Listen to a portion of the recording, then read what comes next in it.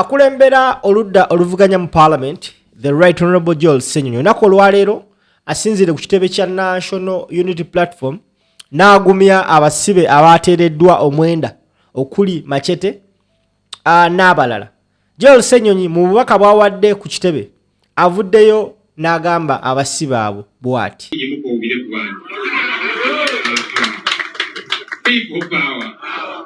Our power.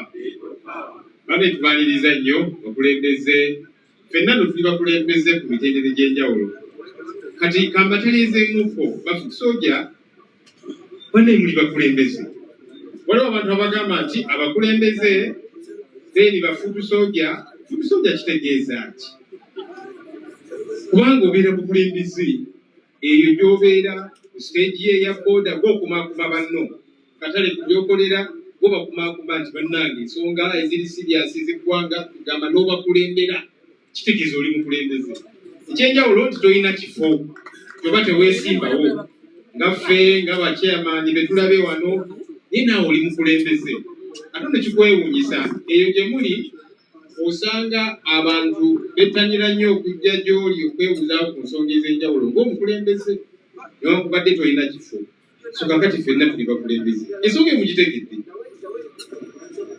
mugitegedde mujja gitegeera ku mpaka banne nange nengatta ku bakulembeze bannange nga twaniriza bannaffe abakomyewo okuva mu kkomera kyebaliza Katonda olutalo lubadde lunene lubadde luwanvu emyaka egikunukkiriza okuwera 6 nga bali eyo netwewuuba nsonga zatandikira mu court martial bazogeddeko wano akasukatana agenze netwewuuba court martial ne bamala ne batugobayo kooti ensukulu munenga nti abantu ba bulijjo temulina kubeerayo eyo netugamba kale katugende mu kooti za bulijjo kooti ya bulijjo negamba ffe tetusobola bawa akakalu ka kooti kubanga wano tetubamanyi tebabakyakinganga netubuuza Attorney General mu Parliament abantu bano bagendewo kubanga mu kooti y'amagye babagobayo mu kooti eza bulijjo kooti ya bulijjo egamba ensonga zaabwe tezinnaleetebwa wano DDP inasooka kuzireeta ffe tetubamanyiiko kati tugamba bagoyingewa nga babuzaabuza era gye byagweredde ne babanyigira ku kisenge ne bagaa kale katukkirize be mutaddeko tusobole okufuluma naye ekyomukisa omulungi nawankubadde bagamba nti kale katukole kimwagala tukole fulume ne babalaze nti bakyali soli kubanga tebazzanga ku musango omuntu wabazziza omusango ng'olina obujulizi ku muntu sure mu myaka 6 obujulizi obwo buyinza okulemwa okuleeta nga gyebuli kyomuntu ono yazza omusango emyaka 6 obujulizi babulijjo bali buleese naye tebuliiyo naye twebaza Katonda nti bakyalemeddeko kubanga tewali musango webazza gonna mumanyi ku 10-point program ya NRM kandayo bameka bagimanyiko 10-point program of the NRM bakulembeze bokka bane mulina okusoma ebintu bino kikulu nnyo ne mumanya gye twava ne mumanya nti bano abamaze emyaka 40 batandika batya eyo history enkulu nnyo temugyebalaba ne mugaa nti fere bitukwatako kikulu nnyo okumanya kakati ffe abamu batuwa n'amannya gaabwe kakati mba nina okutegeera omukulu ono erinnya lye bampa eriye byatandika bitya era lwaki bampa linnya lye ye kakati bwe nabitegeera lwaki kakati muwakanya newankubadde bampa linnya lye tulina okutegeera ensonga zino waliwo abuuza nti linnya ki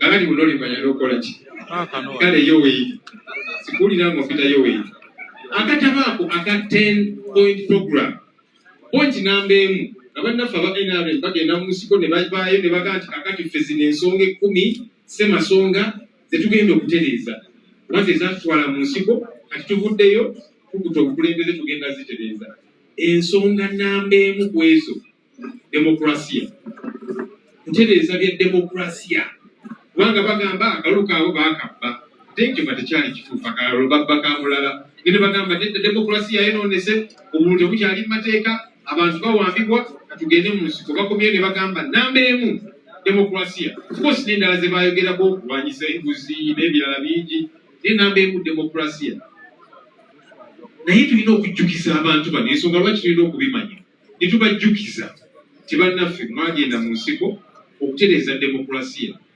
mmwe kyemulaba ensonga zino zatereera oba mwongedde ku byonoona tamulimitsi mu ssemateeka baazijjamu demokulasiya ne batandika omwonoona egirimiti ne babijjamu abantu babavuganya bateekako misango bino tebitandise kaakano bannange mujjukira Dr. Besigye bamutandikako edda ne bamuteekako omusango nti yawamba omuwala mubijjukira ebyo simanye ba PRA suspects president waffe mujjukira Mwaluwa bakwata amamundu ne bagateekawo awo ku mmeeza ne bagagano gonna Oshibwa Kyagulanyi yabadde nago amamundu gano n'ebyaddawa so tebatandise kaakano lwaki tebaagala kubavuganya General Museveni juzi yali ayogerera eggwanga n'agamba bannaddiini bazze ne bankyalira ne baŋŋamba nti ebintu bino bizeemu kuwamba abantu efuga bbi nga munyiivu n'agamba muŋŋamba mutya nti bizeemu nze nga nabitereeza si bu General Museveni twagala kujjukiza ebintu bino byaddamu dda kisoboka nga ye tamanyi nga bamulimbalimba si bwe tuli wano kutegeeza nti ebintu bino byaddamu dda tebizeemu naye ate n'ekyokugamba nti tabimanyi ekyo sikikkiriza kubanga wayise mwaka nga gumu oba kwebiri era yali ayogera eri eggwanga n'anvumirira ekikolwa ekyokuwamba abantu n'okubatulugunya mubijjukira n'agamba ebyokuwamba abantu ne mubatulugunya nedda kikyamu ky'omuntu bw'omutulugunya n'obujulizi bw'omugjeemu tosobola kubukozesa tobeera mutuufu akubuulidde ky'oyagala okuwulira kubanga omukubye n'omukuulamu enjala n'abyogera nze namutunulira bwetinenga yali mu kuyogera ekitegeeza abimanyi zeno nalowooza nti kakangudde ku ddoboozi mu kaseera ako kati agenda kukwata abazze batulugunya abantu abatayasiini kawuma n'ebikolobero ebize bikolebwa naye si bwe kyali so kitegeeza ensonga zino azimanyi tulina okubajjukiza tebaagala tubajjukize kyokkola buli wetwogera ku nsonga zino gwe oyogera ngani tujja kuwamba tujja kukola ki ne bano bamacete bonna n'abalala bali mu makomera ba Dr. Kizza Besigye kansolo kwabo mulaba embeera gy'alimu Sam Mugumya mwamulabye kati yalemalira ddala ali awo ali paralyzed n'abalala bangi ba Eddie Mutwe ba Alex Waiswa mu mwagwabwe nga bakola ki nga bajjukiza gavumenti eno nti mwava ku mulamwa kati abantu abo tetulina kubayiwa nti ekyabatwala mu kkomera wakwogera kuyimirira ku mazima kyetulina okukola kye bano batusizaamu amaanyi abakava mu kkomera nga bagamba nti yes tubonyaabonye Machete abamuyinza okuba temutegedde bulungi agambye nti obusibe obwa munnabyabufuzi buwooma tekitegeeza nti ekiri ebiri eri binyuma naye kyagamba nti bw'obeera eri ng'okimanyi tolina musango obeera wanjawulo ku bali ababeerayo nga batukumbula abantu kubanga bwe bakasibako okimanyi bakuteekayo mu kaduukulu n'osangayo gaggaya agamu galina zinnako n'akubuuza gwe wazizza gwaki anti nze bankutte twabadde twekalakasa mirembe zondaba wano ze natukumbula obusajja busatu naye ng'akikkiriza omusango gwe yakola kakati akimanyi oyo aliyo eri nti yakola kikyamu naye kakati gwe okimanyi nti tolina musango gwe wazza kati kwekuwoma okwo kwabadde ayogerako kyokimanyi nti olunaku lujja kukya ofulume kakati tulemereko esi gye wangambye okwogera oluzungu mukasana kano bwetokalaba tolandisola pano yange yonna egenda egira. Want to appreciate and welcome our colleagues who have been freed. It's been a long but 6 years, nearly 6 years, on charges that the state could not sustain. Why? Because in 6 years, if you have evidence for any offense, you should have produced it. But they didn't produce it because it was non-existent. But we thank them for remaining steadfast. Obviously, they kept pushing them against the wall until they said, okay, let's do what you want to say yes, so that we get out. But we are glad that even after coming out, they are here and they are saying, we are still sorry because we did not commit any offense. They would have hidden and probably said, we shall not even trace where any of the officers are. They were locked up before we acquired this place. But they are saying, we are still very much on track. We want to remind colleagues in the NRM. They don't like that we should remind them, but we shall remind you.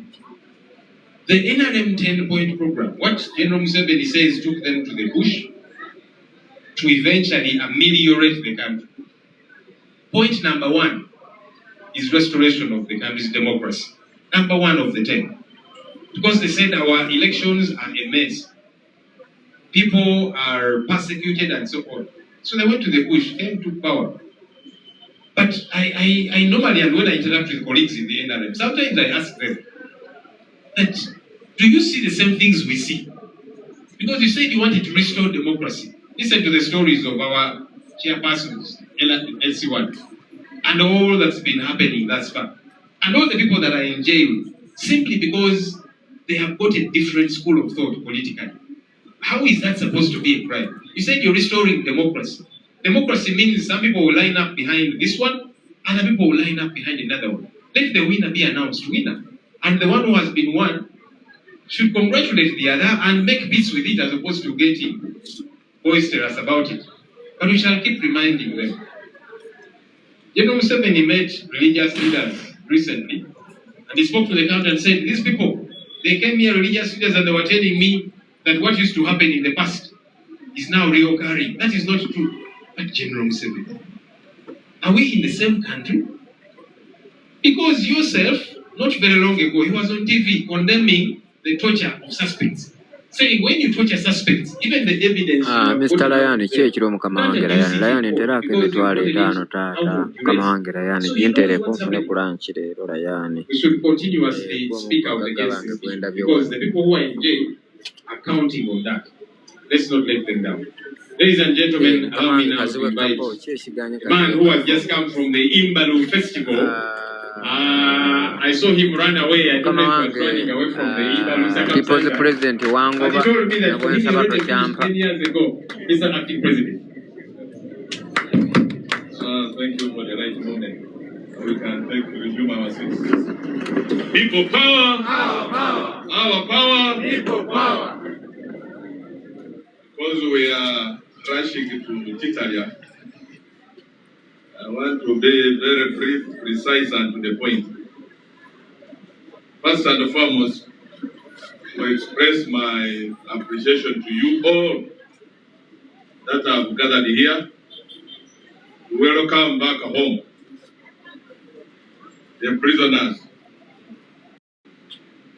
These 9 individuals are not merely individuals, but 9 symbols of courage, endurance, and hope.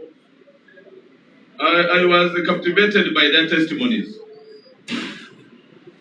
To me, the testimonies demonstrate that the prison walls indeed succeeded in imprisoning them, but failed to imprison the human spirit.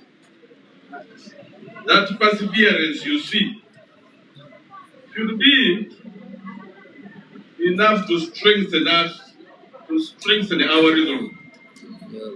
And I'm sure this imprisonment inspired millions. Omugagga Olivia Kyaya webalegulira abantu tiketi za miliyoni enamba ezigenda mu Kingisaha sente zonna zifunye era essaawa nagenda kunoonya Kingisaha ngula tiketi ziwebe n'abansiimye Olivia Kyaya kikoze. But such imprisonments do not stop God's purpose. If God's purpose is that national unity, tiketi ngenda kugula za mitwalo 5 ngenda gaba VIP. That is unstoppable. Saagala mugende mu ordinary. Eventually, it will have to come to pass. I know we have gone through all manner of persecution, but that these people have been released, and many others are still languishing in jail. God has come down. At a time like this, I want to thank you for coming, and you have demonstrated by your presence that they were never forgotten, that they were remembered, and that they were prayed for. So my clarion call to you is to continue praying until God eventually does it. Takes us to Entebbe where? Entebbe. Njagala kwebaza abo abeetabye mu LC1 elections. It is common knowledge that there were lots of malpractices. It was a sham election. I want to thank you who gave testimonies here. We have witnessed even death in Jinja, where our chief whip, opposition chief whip, comes from. 2 people died in Bududa. Actually, soon after the Impalu Lodge on Saturday, I went to bury one of my coordinators in Bududa, who was hit by a blunt object to death. There are many more, if we were conducting research, who died during that LOC1 election exercise. So those of you that have gone through, and those of you that participated, I want to thank you because you were responding positively to our President Robert Kyagulanyi Ssentamu clarion call.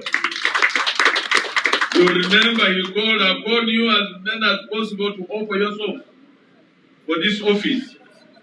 And let me say this to those who despise that office, that even I, yours truly, I was first LOC1 before I became acting president of the party. By the way, I was elected in the LOC1 elections unanimously, by the way, unopposed. I became LOC3. They promoted me to LOC5. They brought me to parliament. I'm now serving as many messengers as possible. And now as I talk, apart from being president, commissioner of what? Parliament.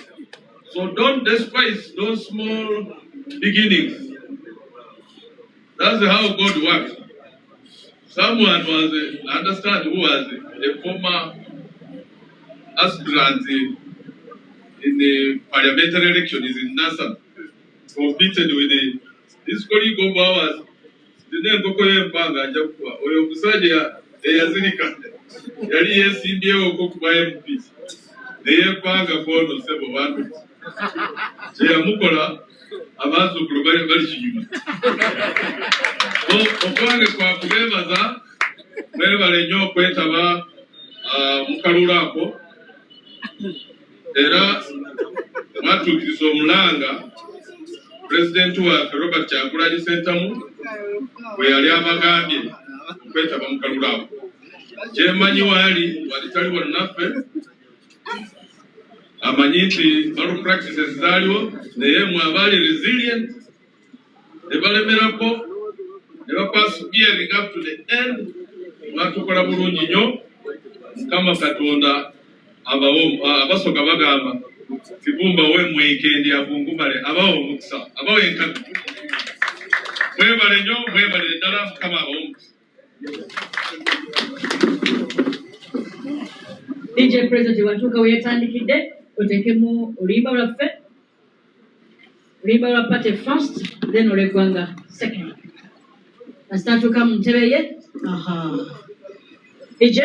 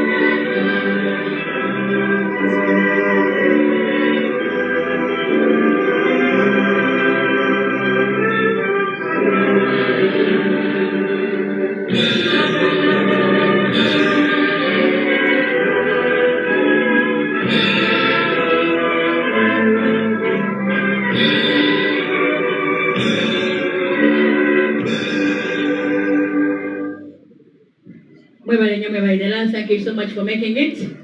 Yes. Tujja kugenda president bagenda direct mu motoka. Mayinzi bagenda nange ngenda bagoberera. Mwebale nnyo abakulembeze badde wano, members of parliament abadde wano, national leaders, DJ tutwale maaso. Kubanga nange akaza njagala kata. Tugenda kitambula. Yeah, yes. Ababaddeko mwenna webale kiwunzika.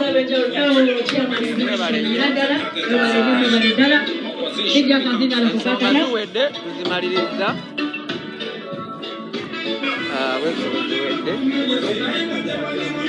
Mbagambye Olivia kyayaguze tiketi 10 oba yaguze tiketi za kakadde kalamba. Yaguze tiketi za 1M